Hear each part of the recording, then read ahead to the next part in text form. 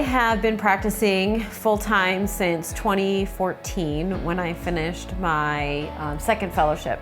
And that was back in St. Louis, Missouri. And then in the fall of 2019, I returned to my hometown of Cleveland, the Cleveland area. There was a lot of challenges, and the biggest challenge for me, and I think for a lot of medical professionals, is finding the right fit for you.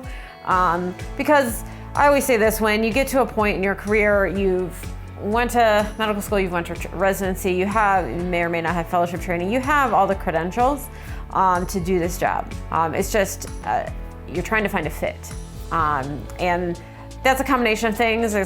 Geography is obviously one of them, but also kind of like the culture of the place that you go to. So I think for me, the most helpful thing was a meeting with the people that you were going to be working with. Obviously the other surgeons, other doctors that you're working with, but I also visited the practice.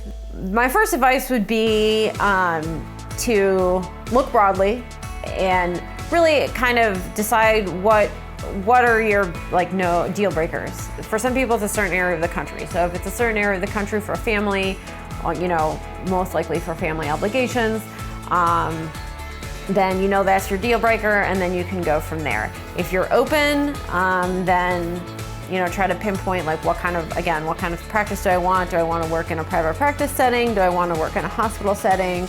A lot of that depends on the specialty that you're in.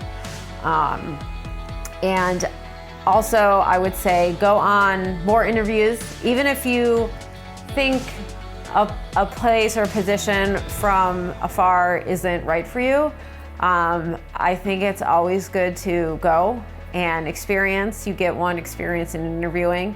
And when you're first starting out, that's very valuable. The other thing that I would tell residents is to expect over 80% of people stay at their first job for less than 5 years.